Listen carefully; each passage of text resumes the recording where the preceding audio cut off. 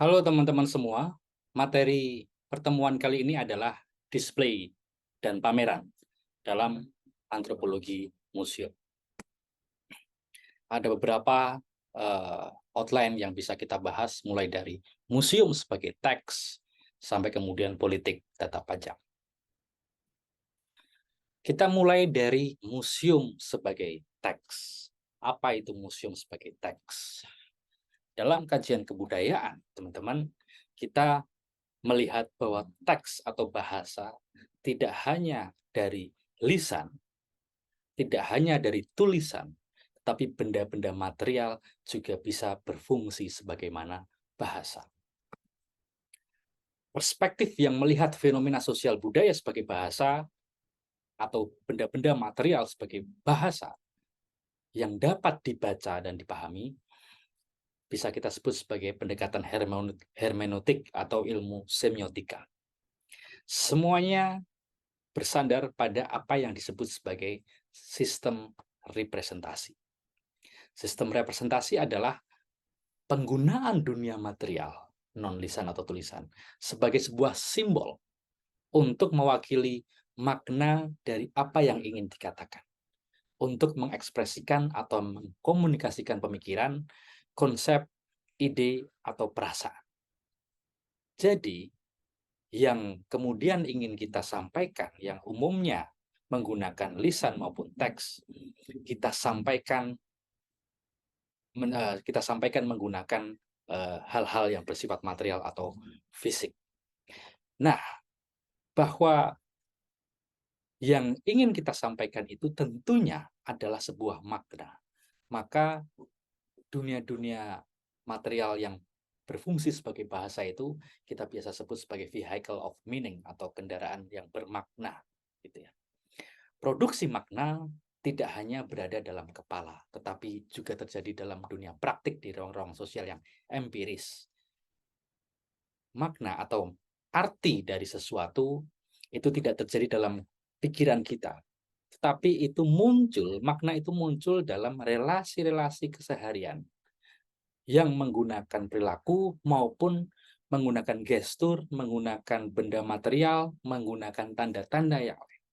Jadi kita perlu tahu bahwa bahasa atau narasi sesuatu itu tidak hanya dipikirkan dahulu kemudian dikatakan, tetapi terjadi dalam ruang-ruang interaksi sosial keseharian. Praktik-praktik produksi makna itu dari dunia material.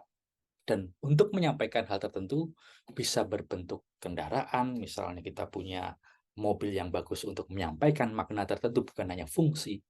Dari segi arsitektur, gedung berarsitektur tertentu itu ingin menyampaikan gagasan sesuatu pada seseorang yang melihat. Foto itu untuk mengatakan sesuatu, musik untuk mengatakan sesuatu, sampai kemudian museum. Ini ada sesuatu yang ingin dikatakan oleh museum tersebut.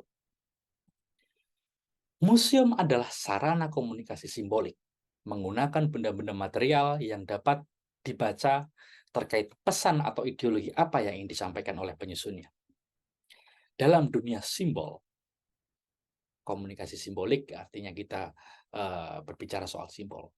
Menurut Victor Turner, simbol itu ada dua, yaitu simbol yang memiliki makna karena hubungan dengan benda-benda atau simbol-simbol di sekitarnya, kemudian memunculkan makna, atau benda itu memiliki makna karena berelasi atau mengacu pada dunia luar dari benda itu. Misalnya, mengapa kemudian merah itu berani? Itu sesuatu yang terlepas dari warna merah itu sendiri. Yang pertama, mengapa kemudian ketika lampu hijau kita harus berjalan di lampu merah di jalan raya? Karena ada relasi dengan simbol-simbol yang lain. Kalau kuning itu adalah hati-hati dan merah itu berhenti. Nah, itu yang pertama. Yang kedua seperti tadi, mengacu pada sesuatu yang lain. Sebagaimana bahasa, di sini antropologi museum itu menempatkan museum sebagai teks. Yang dimaksud apa? Yaitu melihat museum disusun dengan urutan grammar atau tata bahasa tertentu.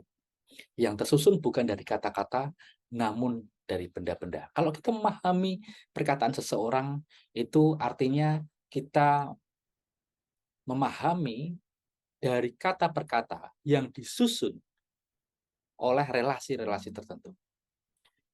Artinya kemudian kita memahami apa maksud dari seseorang yang dikatakan. Tetapi di museum bukan dari kata-kata, tapi dari benda-benda yang kemudian dipahami ada maksud apa kira-kira. Hasil pembacaan atau penafsiran museum umumnya bukan pesan-pesan yang tertampilkan secara eksplisit, bukan yang kemudian ditonjolkan, tetapi umumnya pesan-pesan yang bernuansa ideologis atau bersifat implisit. Nanti kita belajar lebih jauh soal itu. Pesan ideologis dari museum umumnya berperan untuk membentuk diskursus atau wacana di masyarakat. Wacana, diskursus itu sesuatu yang diomong-omongkan, dipercayai banyak orang yang sudah kemudian kita paham ketika mendengarkan. Misalnya wacana tentang kesetaraan gender, wacana tentang demokratisasi, wacana tentang pembangunan, dan sebagainya. Itu semua wacana-wacana, kira-kira. Bahasa, museum, dan tata pajang. Tata pajang atau sequence atau urutan dari benda-benda tertentu itu sudah dilakukan oleh sejak dulu. Salah satunya oleh Quichberg. Dalam urutan benda-benda dalam museum, Quichberg itu membagi pertama adalah agama, kedua seni dan tulisan, ketiga adalah sejarah alam, kelima sains dan hiburan, kemudian perkakas untuk hidup, untuk menyampaikan gagasan tentang dunia ini itu isinya apa. Kemudian ada lagi von Siebold. Ini adalah ahli antropologi awal yang kemudian menyusun museum di Belanda. Dia mengatur berdasarkan lokasi geografis dan fungsi dari benda-benda etnografi untuk merekonstruksi masa lalu manusia. Nah, yang paling penting untuk kita pelajari di dalam kesempatan ini itu ada dua, yaitu tata pajang atau display dari Piet Rivers dan yang kedua dari Frans Boas. Mari kita belajar. Tata pajang Piet Rivers. Piet Rivers adalah seorang antropolog berparadigma evolusionisme, yaitu yang percaya bahwa peradaban kebudayaan itu bertingkat-tingkat dan berkembang secara pelan dari tingkat yang paling rendah sampai tingkat yang lebih tinggi. Itu paradigma evolusionis. Piet Rivers menyusun benda-benda menurut pengelompaan ras dan budayanya, mengikuti Siebold. Dan sistem klasifikasi fungsional seperti alat-alat dan perkakas hidup mengikuti Jomard. Prinsip-prinsip organisasi Piet Rivers pertama adalah kesamaan bentuk. Kedua adalah fungsi, yang ketiga disusun secara evolutif. Benda yang kemudian dianggap berperadaban rendah, kemudian ditempatkan paling awal dibanding dengan benda-benda yang dianggap memiliki peradaban yang lebih tinggi. Kalau kita sering mendengar ada pembagian zaman, yaitu zaman batu, zaman perunggu, dan zaman besi, salah satunya yang mempopulerkan adalah Piet Rivers pada akhir abad 19 dan awal abad 20. Dia juga menggunakan pembagian itu untuk membagi ruangan-ruangan dalam museum. Prinsip sequence atau urutan benda dari Piet Rivers itu adalah the principle of continuity, ketersinambungan cerita dari satu benda ke benda yang lain untuk mengungkap sejarah manusia. Jadi narasi yang ingin ditampilkan oleh Piet Rivers dalam museumnya adalah ingin mengungkap sejarah manusia. Kita bisa lihat museumnya ini,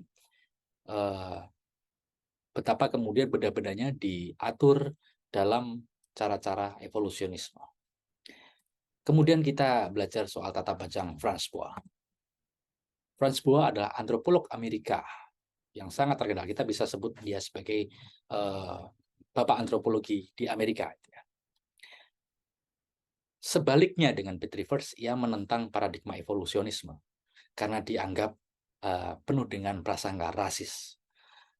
Bagi Frans Boas, kebudayaan tidak bisa diukur mana yang lebih rendah dan mana yang lebih tinggi. Semuanya kira-kira sama karena dia menganut relativisme budaya. Mengapa dia menganut relativisme budaya? Karena paradigma yang dianut adalah partikularisme historis. Apa itu? Setiap kebudayaan berkembang secara partikular dalam lingkungan masing-masing dan ditentukan oleh sejarahnya sendiri-sendiri. Artinya kita tidak bisa membanding-bandingkan satu kebudayaan dengan kebudayaan yang lain, mana yang lebih tinggi dan lebih rendah, karena semua tergantung pada konteks perkembangan dari kebudayaan itu. Franz Boas juga dikenal sebagai bapak antropologi museum dari jasanya mengembangkan teknik-teknik permuseuman dan pemahaman permuseuman yang sangat mendalam. Salah satunya adalah tentang tata pajang museum. Itu terbagi antara segmen pengunjung, mana yang kemudian mencari hiburan, pendidikan, mana yang kemudian seorang peneliti yang ingin ke museum. Nanti kita lihat bahwa tata ruang koridor dari Franz Boas itu mengatur ada partisi-partisi tertentu agar pengunjung itu fokus untuk melihat sebuah alur cerita atau sequence tertentu bisa terpahami dengan baik. Tidak kemudian kanan kiri. Instalasi kemudian bisa fleksibel, bisa diganti-ganti temanya. Mahakarya Boas, teman-teman harus tahu, itu mengenalkan metode live group. Metode live group itu yang kita sering dengar sekarang sebagai diorama, yaitu sebuah kotak mungkin beberapa meter kali beberapa meter yang isinya adalah patung atau manekin yang sedang menggunakan benda-benda artefak tertentu. Franz Boas dengan paradigma relativisme itu tadi ingin melihat bahwa benda-benda itu tidak tercerabut dari konteks yang sedang digunakan oleh masyarakat pemiliknya. Maka benda itu tidak seperti Pitt Rivers yang memajang benda secara tersendiri. Benda harus ditampilkan bagaimana dia dipakai oleh pemilik kebudayaannya. Maka kalau teman-teman melihat foto di samping, itu adalah fotonya Franz Boas yang sedang memperagakan manekin dari masyarakat Indian yang sedang ingin dia uh, tampilkan dalam museumnya. Patung-patung itu kemudian disebut sebagai tableau atau manekin yang perlu dibuat serealistis mungkin dan dalam kondisi istirahat agar kemudian tidak tampak menakutkan gitu. Teks dalam museum tidak perlu terlalu panjang kalau kata Franz Boas. Ada ruangan tersendiri bahwa teks itu panjang agar dia yang ingin meneliti secara lebih jauh baru kemudian membaca secara lebih panjang. Dan kemudian ada pengaturan cahaya. Cahaya kemudian dibuat temaram agar kemudian pertama pengunjung itu fokus dan benda-benda dalam museum tidak terekspos dalam detail-detail yang tidak dianggap estetik gitu ya. Maka di mana-mana kita hari ini melihat museum itu selalu lampunya temaram. Nah, inti yang ingin disampaikan Franz Boas adalah bahwa museum itu perlu mengenalkan dan memberi empati budaya, tidak seperti Pitt Rivers yang memperlihatkan kebudayaan tertentu untuk melihat mana yang lebih rendah dan mana yang lebih tinggi. Franz Boas ingin melihat bahwa museum bisa digunakan untuk memberi pendidikan kebudayaan yang mendalam bagi masyarakat untuk memunculkan empati terhadap kelompok yang sedang ditampilkan dalam museum. Di sini yang disebut sebagai live group di gambar yang sebelah kiri. Indian yang sedang menjahit, yang sedang nyusun makanan dan sebagainya. Ini adalah disebut sebagai live group atau diorama. Yang ketiga, perbedaan koridor Pitt Rivers dan koridor Franz Boas. Kita lihat bahwa koridor Franz Boas itu menggunakan lampu yang fokus dalam benda-benda yang ditampilkan dan ada partisi. Benda itu dialurkan dalam satu sisi agar kemudian tidak membuat bingung para pengunjungnya. Oke, kita sebelum berakhir kita membahas tentang politik tata pajang. Oke, teman-teman, ada problem teknis yang membuat saya harus berpindah posisi. Nah, apa itu politik tata pajang? Bahwa sebenarnya tata pajang atau display yang ditampilkan oleh pembuat museum itu tidak pernah netral, tetapi selalu ada kepentingan-kepentingan yang ingin disampaikan atau benda yang ditampilkan itu tidak kemudian memunculkan makna sebagaimana benda pada aslinya, tetapi dirangkai untuk menyampaikan nilai-nilai tertentu atau benda-benda tertentu atau kepercayaan, pemahaman tertentu oleh oleh yang dipercayai oleh para pembuat museum. Kita bisa melihat apa perbedaan, apa yang ingin disampaikan tentang kebudayaan oleh Pitt Rivers dan Franz Boas, meskipun benda-benda yang ditampilkan sama, katakanlah. Ada retorika museum, menganalisis museum dengan mencari apa yang dipersuasikan. Politik representasi. Museum artinya ideologi, gagasan, wacana tertentu yang dianggap sebagai kebenaran diproyeksikan melalui tata pajang, display, pameran atau eksibisi. Display museum tidak pernah netral. Dalam arti benda-benda di dalam museum telah mengalami proses representasi, estetikisasi, wacana-wacana kekuasaan, dan kontekstualisasi dari ruangnya. Nah, nanti kita akan bertemu dengan semiotika. Kita akan bahas secara lebih mendalam di minggu depan. Yaitu adalah upaya untuk membongkar bagaimana narasi-narasi yang ditampilkan dalam proses tata pajang itu. Kira-kira begitu yang bisa kita sampaikan. Untuk kata kuncinya bisa teman-teman lihat dalam slideshow yang dibagikan dalam bro. Kira-kira begitu teman-teman. Sampai jumpa di pertemuan selanjutnya.